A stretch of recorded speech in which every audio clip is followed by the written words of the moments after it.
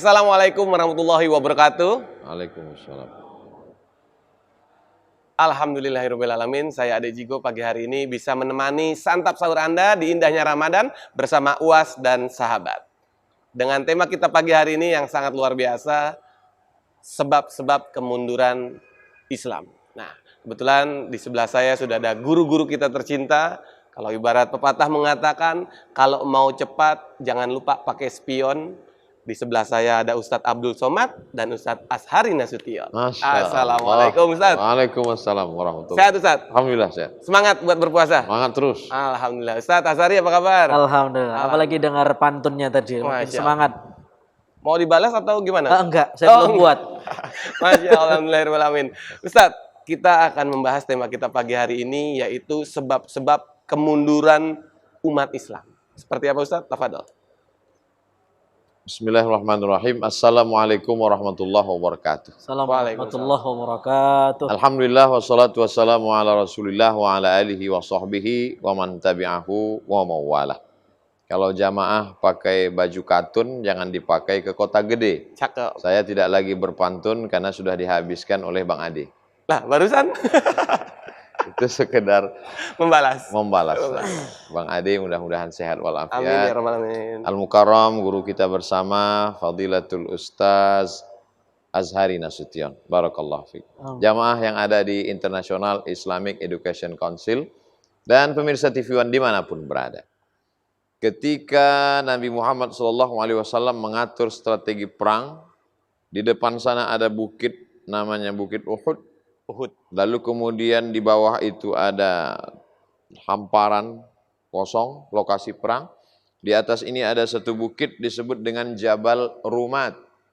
Rumat artinya para pemanah, bukan rumit. Rumat, pasukan pemanah.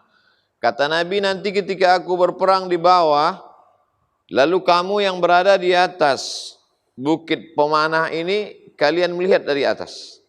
Kalau aku menang di bawah, kalian jangan turun. Seandainya aku kalah di bawah, kalian juga jangan turun. Siaplah dengan anak panah dari atas. Maka peperangan pun terjadi antara pasukan Rasulullah SAW dengan pasukan yang dipimpin oleh Abu Sufyan dari kota Makkah Al-Mukarramah. Mereka menyerang dan pada saat itu pasukan Nabi Muhammad SAW menang. Melihat pasukan di bawah menang, pemanah yang berada di atas bukit Jabal Rumat turun ke bawah. Karena melihat ada perebutan harta rampasan perang. Wah, ini kalau nggak turun ke bawah nggak dapat ini. Mereka turun ke bawah. Ketika pasukan ini turun ke bawah, maka ada satu pasukan kafir musyrik yang saat itu dipimpin oleh Khalid bin Walid. Waktu itu Khalid bin Walid belum masuk Islam. Dia berputar menyerang dari belakang. Maka pasukan umat Islam terdesak. Satu menyerang dari belakang, satu dari pasukan Khalid bin Walid dari belakang, satu dari depan. Dikepung. Terkepung. Makin terpuruk pasukan umat Islam. Andai pasukan di atas ini tidak turun, maka pasti menang. Karena mereka pasti akan memanah dan hujan anak panah dari atas membuat pasukan kafir musyrik akan lari. Tapi karena dari Jabal Rumat ini kosong, akhirnya umat Islam mengalami kekalahan. Apa pelajaran yang dapat kita ambil? Sekali melanggar perintah Rasul, begitu kekalahan yang diderita umat Islam. Berapa kali kita melanggar perintah Rasul? Lalu kalau kita berkata, mana kemenangan? Kenapa Allah tidak menolong? Jawabannya, sebab kemunduran kita, sebab kekalahan kita adalah ketika kita meninggalkan perintah Rasulullah Sallallahu Alaihi Wasallam. Ati Allah, taatlah kepada Allah. Wa ati'ur Rasul, taatlah kepada Rasulullah SAW. Wa ulil amri, taatlah kepada pemimpin. Ini yang pertama. Yang kedua, walau anna ahlal qura amanu, seandainya penduduk suatu negeri itu beriman, wattaqau, bertakwa, takut kepada Allah, la fatahna alaihim barakatin, akan kami bukakan untuk mereka barakah. Barakah artinya ziyadatul khair, tambahan kebaikan. Barakah langit, turun hujan, tumbuh tanaman. Barakah bumi, menghijau. Barakah dalam bumi, ada emas, ada nikel, ada perak, ada batu bara. Tapi kemudian, walakin kadzabu, kalau mereka mendustakan ayat kami, akhadnahum, kami cabut. sebab kemunduran, sebab dicabutnya rahmat dan barakah adalah kadzabu, mendustakan ayat-ayat Allah. Percaya kepada hari akhirat? Percaya. Percaya bahwa kamu nanti akan mati, dihidupkan sekali lagi? Percaya. Kalau percaya, kenapa korupsi? Kalau percaya, kenapa berzina? Kalau percaya, kenapa minum khamar? Mendustakan. Lidahnya membenarkan, perbuatannya mendustakan. Lain di bibir, lain di hati. Orang seperti ini, idza haddatsa kadzaba, kalau bercerita dusta. Wa idza wa'ada akhlafa, kalau berjanji ingkar. Wa idza tumina khana, kalau dia diberi amanah, dia berkhianat. Ini penyebabnya dicabut Allah Subhanahu wa taala. Yang ketiga, walau anna ahlal qura, yang ketiga, la ta'murunna bil ma'ruf, ajak orang berbuat baik. Ayo salat, ayo puasa, ayo zikir, ayo tarawih, ayo i'tikaf. Wala tanhaunna 'anil munkar, larang orang berbuat mungkar. Jangan minum khamar, jangan pakai narkoba, jangan korupsi, jangan makan haram, jangan nepotisme, jangan berzina, jangan buat maksiat, jangan pacaran. La yushikanna ayyab'atsallahu 'alaikum 'iqaban, dikhawatirkan Allah akan menurunkan hukuman, azab, tsunami, gunung Merapi, gempa bumi. Ketika diturunkan azab, summa tad'unahu, di saat itu kamu pun berkumpul beramai-ramai istighasah kubra, minta pertolongan Allah, fala yustajabu lakum, doa kamu tidak dikabulkan. Kenapa? Karena tidak melakukan amar ma'ruf nahi mungkar. Kuntum khaira ummah, kamu umat yang paling baik. Kapan kita menjadi umat yang paling baik? Ta'muruna bil ma'ruf, ajak orang buat baik. Wa tanhauna 'anil munkar, larang orang buat mungkar. Wa tu'minuna billah, beriman kepada Allah Subhanahu wa taala. Yang keempat, mengapa kita mundur? Alaikum bil jamaah, hendaklah kalian berjamaah. Iyyakum wal furqah, jangan kamu berpecah belah. Al jama'atu rahmah, kalau kamu berjamaah rahmat turun. Wal furqatu azab, dan furqah berpecah belah itu azab. Apa makna azab? Azab artinya dicabut rahmat dan barakah. Dicabut kenikmatan yang diberikan Allah Subhanahu wa taala. Jadi jangan heran kenapa kita mundur. Penyebabnya adalah diantaranya 4 sebab besar yang disebutkan dalam Quran, dalam hadis Nabi Muhammad SAW. Seorang ulama menulis kitab, Limadza ta'akharal muslimun wa taqaddama ghairuhum. Mengapa umat Islam mundur sedangkan saudara mereka, tetangga mereka maju? Itu disebabkan oleh perbuatan kita sendiri. Oh, kita dijajah oleh Belanda. Belanda itu kuat. Kita dijajah oleh Jepang. Jepang itu kuat. Jangan lupa, kita dijajah karena kita lemah. Kita membiarkan mereka masuk, divide et impera, mengadu domba kita, akhirnya kita terpecah belah. Wallahu a'lam.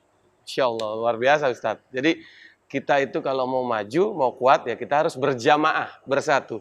Ini ada pesan dari guru saya juga, bilang kalau ibarat filosofi sapu lidi. Ya. Kalau sapu batang lidi, itu bisa membersihkan sampah, tapi lama, butuh waktu.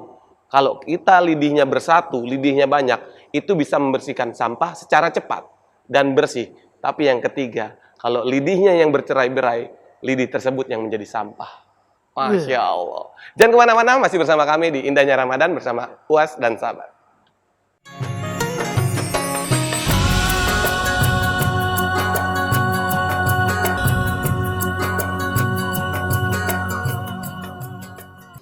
Ya, alhamdulillahirrahmanirrahim. Masih di Indahnya Ramadan bersama Uas dan sahabat.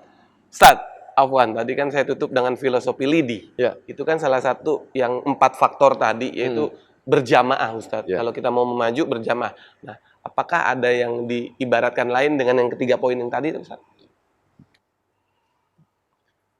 Nabi Muhammad SAW bisa melakukan apapun karena Allah pasti beri dia. Wala saufa yu'tika rabbuka fatarda. Apapun yang kamu mau akan aku beri.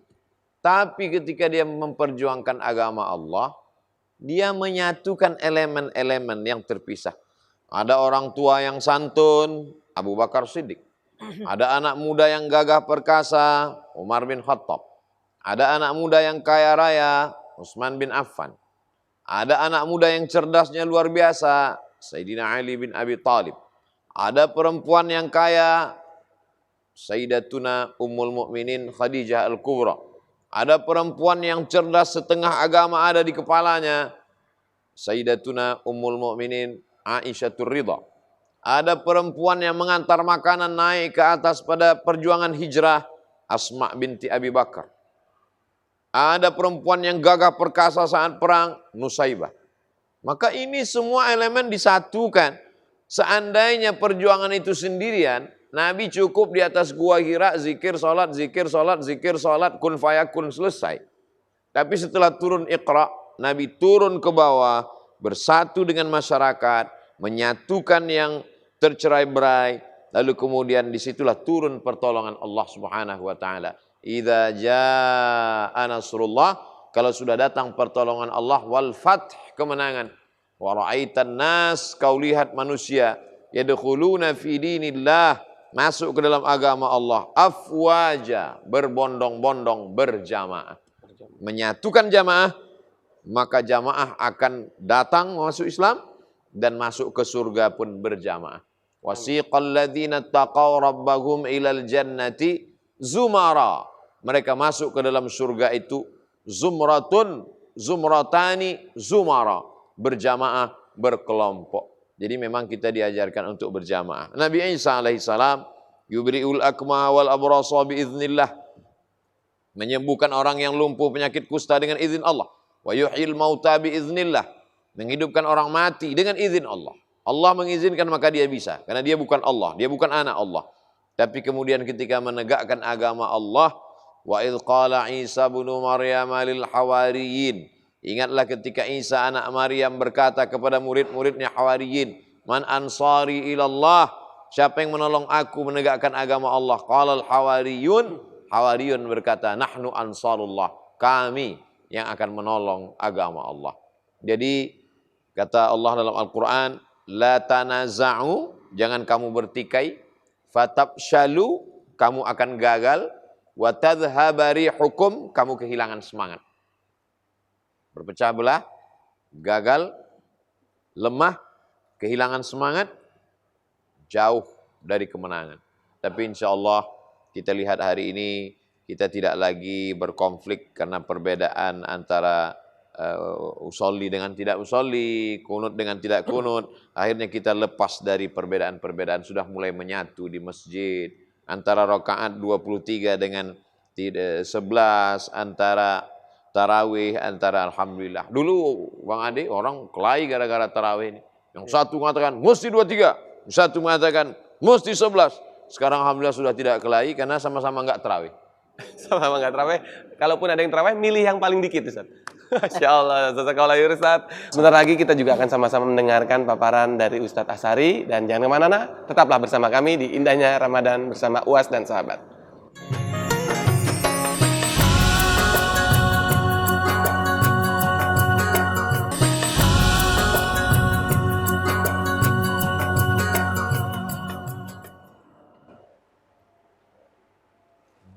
Ya, alhamdulillahirrahmanirrahim, masih bersama kami di Indahnya Ramadan bersama UAS dan Sahabat. Kembali lagi kepada Ustadz Ashari Nasution. Ustadz, afwan, di sini kan sebab-sebab kemunduran umat Islam. Tapi di sini kan yang mundur itu umatnya, Ustadz, bukan Islamnya. Tapi bagaimana mengkolaborasikan agar umat dan Islamnya pun tetap maju, Ustadz? Menurut Ustadz bagaimana? Tafadhol. Oke.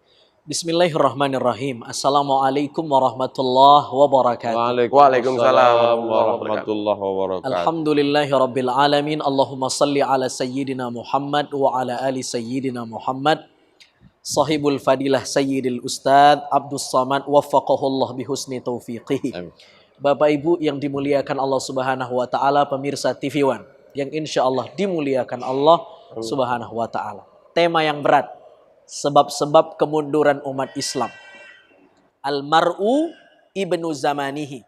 Seseorang itu adalah hasil produk dari ruang dan waktu kapan di mana dia dilahirkan.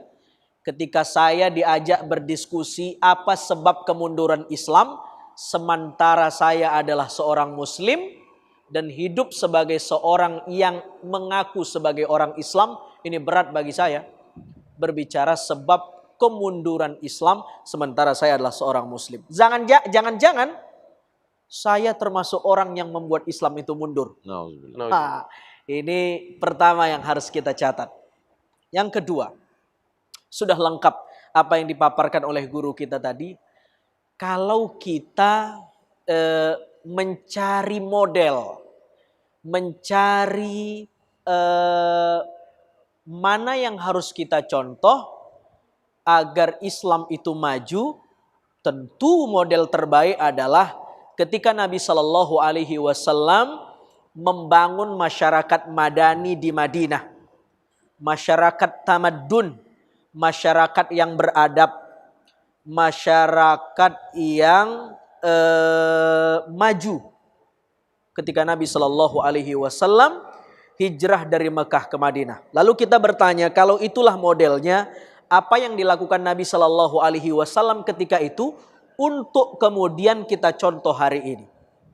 Satu, ketika Nabi hijrah, bermigrasi dari Mekah ke Madinah, sesampainya di Masjid Nabawi, yang Nabi bangun bukan istana, tapi infrastruktur spiritual. Nabi membangun Masjid Nabawi, berangkat dari masjid dulu. Itu juga yang diajarkan Nabi dalam momen Mi'raj itu. Minal masjid ilal masjid. Inilah rute mapping umat Islam. Bahwa kita tidak bisa jauh dari masjid.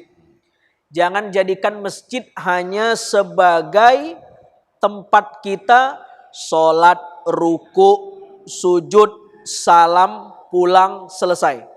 Tapi bagaimana masjid ini selain menjadi oase spiritual, dia mampu menjadi titik tolak membangkitkan peradaban Islam.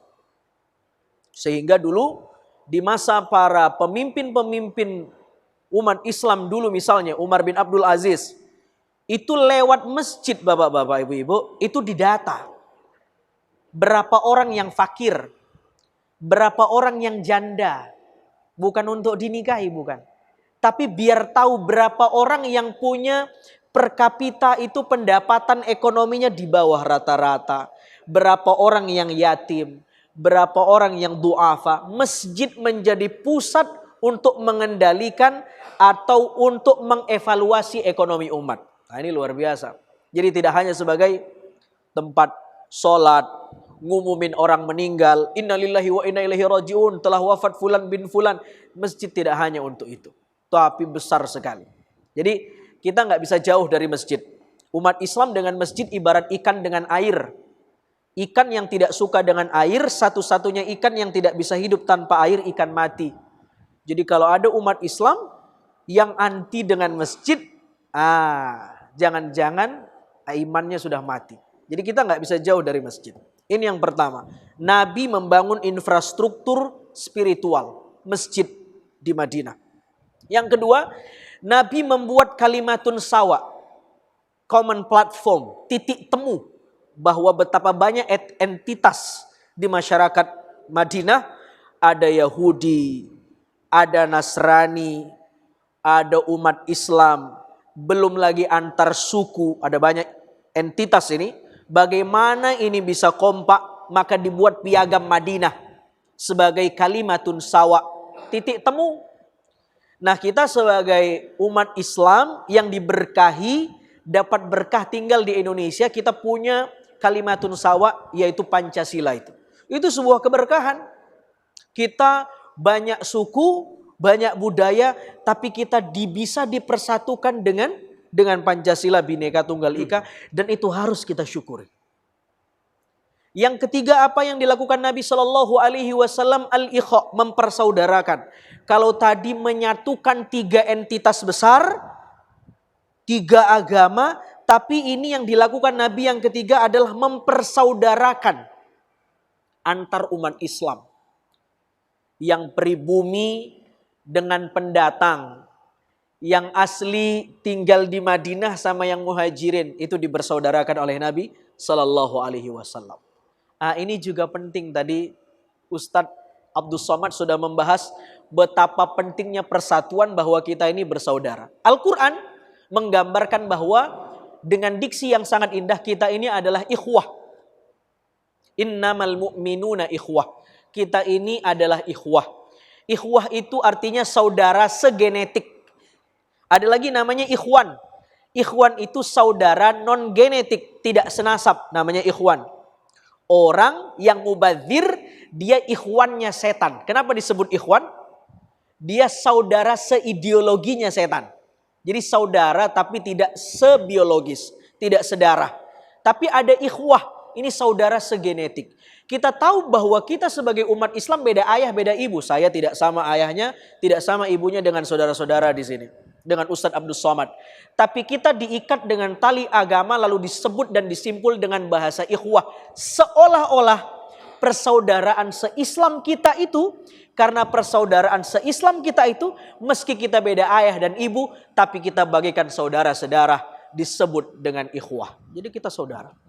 Nah, yang harus membuat kita optimis adalah Islam ini adalah agama yang punya karakter, yang karakter-karakter itu sebenarnya bisa banget buat umat Islam maju. Satu, Islam punya karakter ats-tsawabit wal mutaghayyirat. Islam itu nggak kaku, memang ada sesuatu yang kaku dan rigid tidak bisa berubah, akidah, tapi ada yang sangat lentur. Kita tahu bahwa menutup aurat wajib, tapi bagaimana modification aurat itu terus berkembang. Islam mengakomodasi itu. Jadi inilah karakter yang membuat Islam itu terus maju, kompatibel dalam bahasa agamanya, solih likulli zaman wa makan. Dia bisa berjalan di ruang waktu berbeda dimanapun dia berada. Mudah-mudahan kita bisa turut andil untuk sama-sama berbuat yang terbaik untuk agama kita. Amin. Amin ya rabbal alamin. Masya Allah. Ini luar biasa Ustadz. Ini kalau saya kutip ini ada 4B. Berjamaah, bersaudara, berbudaya, Bhinneka Tunggal Ika. Masya Allah. Keren-keren Ustadz. Ternyata ini tadi termenung. Saya mikirin konsep saya nih apa nih. Baik, saat lagi kita akan buka sesi bertanya. Siapkan pertanyaan terbaiknya dan nanti akan dijawab oleh guru-guru kita. Tetap jangan kemana-mana bersama Indahnya Ramadan bersama UAS dan Sahabat.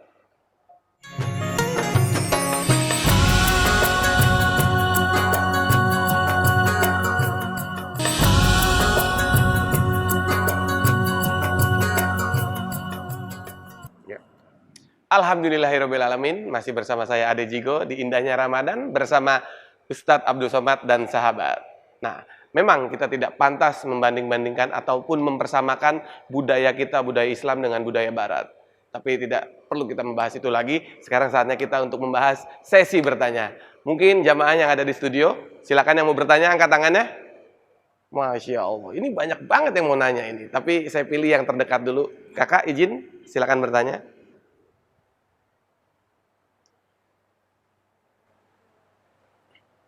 Bismillahirrahmanirrahim. Assalamualaikum warahmatullahi wabarakatuh. Waalaikumsalam warahmatullahi wabarakatuh.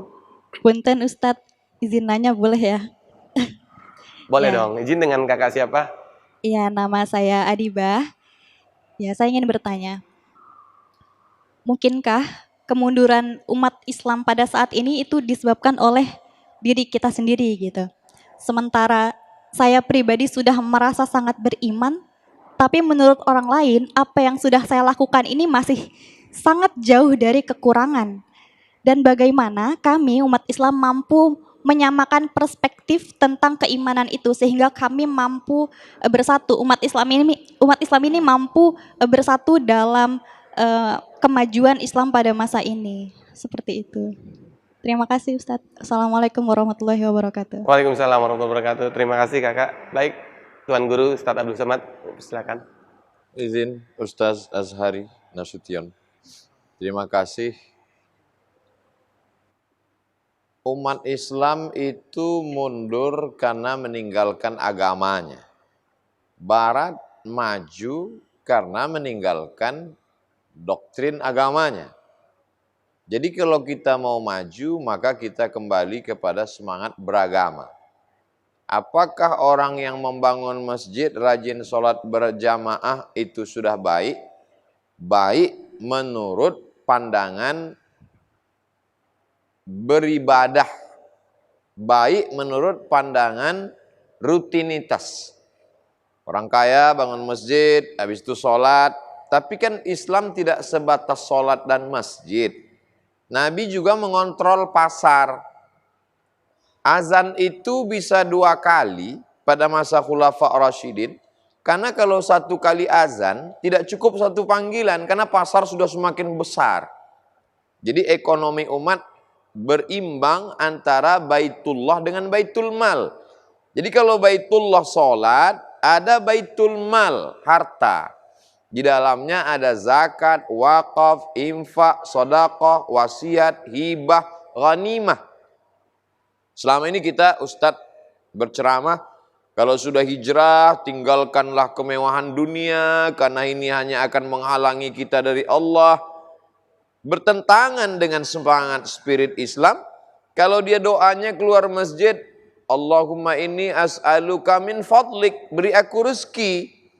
Lalu kemudian idza qudiyatis shalah, kalau salat sudah dilaksanakan, fantashiru fil ard, bertebaranlah di atas muka bumi.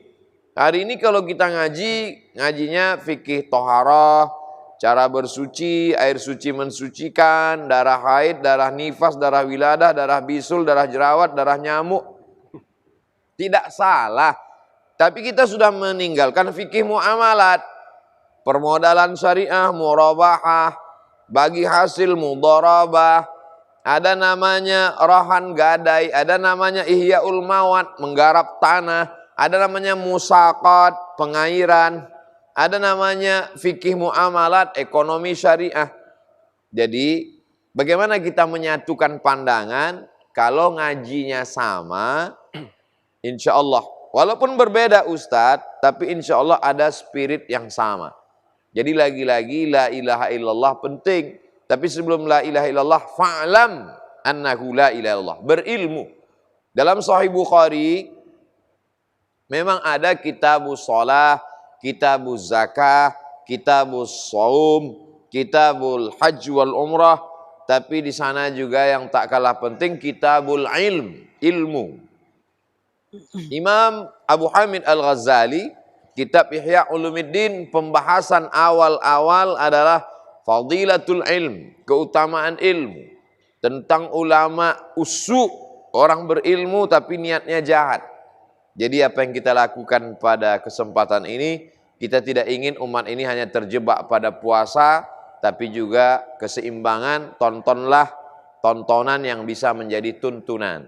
Puasanya dapat, ritualnya dapat, ngajinya dapat, tarawihnya dapat, kultumnya dapat, sahurnya dapat, indahnya Ramadan juga dapat. Mudah-mudahan pertanyaan tadi sebenarnya tapi sebenarnya memicu pengetahuan kita untuk menambah terus dan merasa kita belum sempurna. Insya Allah demikian. Masya Allah, alhamdulillahirrahmanirrahim. Terima kasih kakak. Gimana? Cukup? Tapi kalau menurut saya, kalau sudah berbuat baik, jangan pernah berharap baik di mata manusia, tapi berharap baik di mata Allah. Mudah-mudahan bisa bermanfaat. Baik, saya minta 1 pertanyaan lagi yang ada di studio. Siapa yang bertanya? Iya, baik. Oke, Bapak izin yang di depan, silakan. Terima kasih. Saya Jerry Novian, Prinsipal SMA IHS Jakarta. Assalamualaikum warahmatullahi wabarakatuh. Waalaikumsalam. Yang terhormat Al-Mukarram UAS, Ustadz Nasution. Sungguh menarik tema tentang masalah kemunduran umat Islam. Kalau kita melihat sejarah, sampai dengan abad 13 itu Islam jaya. Banyak penemuan-penemuan di situ. Ada Ibnu Sina, Ibnu Khaldun, dan sebagainya. Pertanyaan saya adalah, kenapa ketika kita sudah leading dibandingkan dengan bangsa-bangsa lainnya, kok kemudian hilang? Kemudian kita memulai lagi dari mana? Sampai saat ini katanya kan kita akan bangkit, kebangkitan Islam pada abad-abad ini. Pertanyaan saya, apakah itu mungkin terjadi? Sementara kita ini pada posisi saat ini seperti ini, quote-unquote agak termarginalkan. Terima kasih. Assalamualaikum warahmatullahi wabarakatuh. Waalaikumsalam warahmatullahi wabarakatuh. Afwan, Ustadz Asari untuk menjawab. Iya, terima kasih, pertanyaannya bagus sekali. Banyak jawaban para pakar pasca perang salib umat Islam masih syok membenahi dapurnya. Sementara peradaban Eropa itu masuk di era industrialisasi. Ini tentu jawaban klasik ya. Tetapi apakah kita masih punya harapan untuk maju? Tentulah. Ya. Tanpa kemudian misalnya kita berpikir jauh mengingat euforia masa lalu. Itu penting, tetapi hanya euforia saya kira itu juga tidak baik. Dulu kita pernah di masa keemasan, di masa gemilang, dan lain-lain, dan lain-lain. Nah, itu penting untuk memacu semangat. Tetapi yang harus kita tanamkan adalah bagaimana kita bisa berbuat terbaik ya kepada agama ini, apapun kapasitas kita. Seorang ilmuwan ketika dia seorang muslim, dia torehkan hidupnya untuk mendistribusikan ilmunya, meneliti, riset, dan lain-lain. Seorang ekonom dengan teori-teori ekonominya dan lain-lain. Seorang ahli saintis muslim dengan penemuan-penemuan risetnya. Jadi apapun bidang kita, kita niatkan untuk berbuat yang terbaik untuk Islam ini. Ya. Sebab sering pertanyaan begitu Pak, bagus sekali pertanyaannya. Itu kan ada hadis Nabi itu, bahwa masa terbaik adalah masaku, masa sesudahku, dan masa setelah sesudahku. Lalu kemudian wajar dong kalau kita sekarang termarginalkan dan lain-lain dan lain-lain. Saya kira ini juga tidak baik. Banyak sekali hadis Nabi yang memotivasi kita.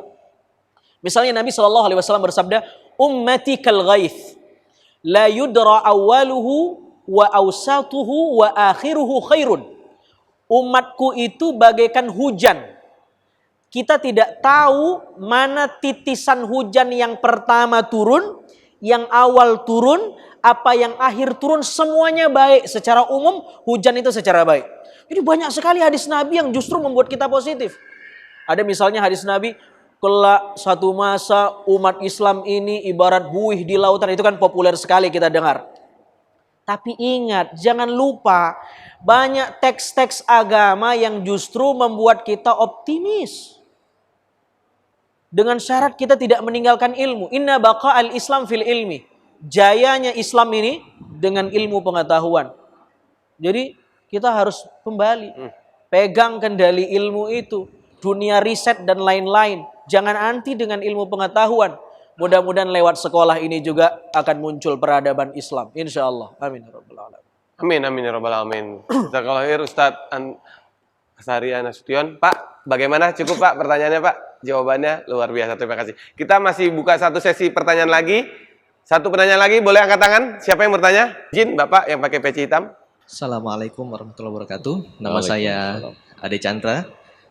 Izin mengutip tadi tentang penjelasan Ustadz Abdul Somad dan juga Ustadz Azhari tentang 5 data akharul muslimun wa taqaddama ghairuhum. Berkaitan dengan kemunduran, pantaskah sebutan jahiliyah yang memang ada juga disebutkan pada al-jahiliyah tu fi asrinal hadir atau fi asrinal an, apakah pantas, masih cocok sebutan jahilah untuk zaman sekarang ini?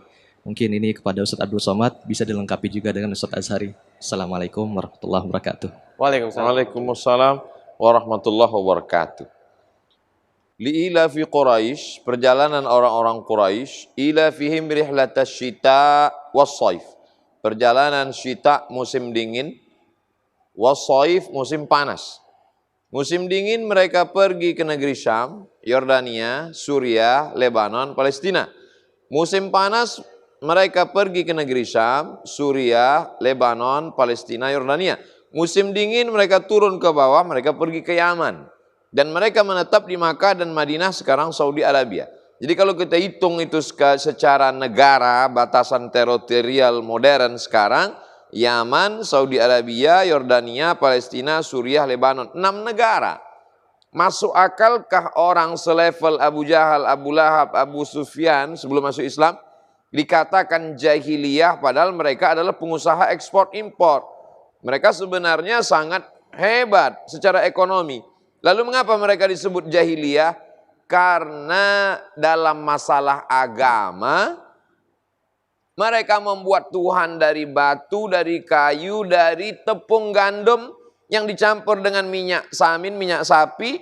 Lalu dibuat patung itu besar, disembah, dan ketika lapar, Tuhannya itu dicuil, dimakan. Maka disebut dengan jahiliyah. Begitu juga dengan cara berpakaian. Tabarrujna tabarrujal jahiliyatil ula. Kamu berpakaian jahiliyah. Pakaian yang mana? Islam dan jahiliyah. Berpakaian tidak menurut syariat Islam. Jadi kalau ada hari ini orang Islam masih meyakini kayu, batu, dan hantu, maka sesungguhnya unsur-unsur jahiliyah ada pada dirinya. Dia mengaku muslimah tapi pakaiannya tidak islami, maka unsur jahiliyah ada pada dirinya. Wallahu a'lam bishawab. Jazakallahu khairan Ustaz. Gimana Pak? Sudah cukup pertanyaannya? Alhamdulillah. Baik Ustaz, kita sudah ada di penghujung acara Ustaz. Buat pemirsa yang masih ada di rumah, yuk nikmati santap sahur mumpung masih ada waktu sebelum imsak. Izin Ustaz, kita tutup dengan doa. Astaghfirullahalazim, astaghfirullahalazim, astaghfirullahalazim, alladzi la ilaha illa huwal hayyul qayyum wa atubu ilaih. Amin. A'udzubillahi minasyaitonir rajim. Bismillahirrahmanirrahim. Alhamdulillahi rabbil alamin wassalatu wassalamu ala asyrafil anbiya'i wal mursalin wa ala alihi wa sahbihi ajmain. Amin. Allahumma ansurna 'alal qaumil kafirin wansurna 'alal qaumil zalimin wansurna 'alal qaumil munafiqin. Allahumma a'izzal Islam wal muslimin wa khudhulil kafarata wal musyrikin wa dammir a'da'aka a'da'ad din. Hasbunallahu wa ni'mal wakil, ni'mal maula wa ni'man nasir, wa la hawla wa la quwwata illa billahil aliyyil azim. Allahumma innaka 'afuwun tuhibbul 'afwa fa'fu 'anna ya karim. Rabbana atina fid dunya hasanah wa fil akhirati hasanah wa qina adzaban nar. Wa sallallahu ala sayyidina Muhammad wa ala alihi wa sahbihi wa sallam walhamdulillahi rabbil alamin. Amin amin ya rabbal alamin. Jazakallahu khairan Ustaz Abdul Somad, Ustaz Azhari Nasution untuk ilmu-ilmunya yang diberikan kepada kami semua di sini. Baik, buat pemirsa yang masih setia bersama TV One di indahnya Ramadan, jangan lupa kalau ibarat pepatah mengatakan pakai baju batik dipakainya pas sekolah. Jadilah umat Islam yang baik, jangan mudah terpecah belah. Allah. Kalau jalan-jalan ke sawah, pulangnya larut malam. Ayo sama-sama kita berjamaah untuk kemajuan umat Islam. Terima kasih dari saya. Mohon maaf apabila ada kekurangan. Assalamualaikum warahmatullahi wabarakatuh. Waalaikumsalam warahmatullahi wabarakatuh.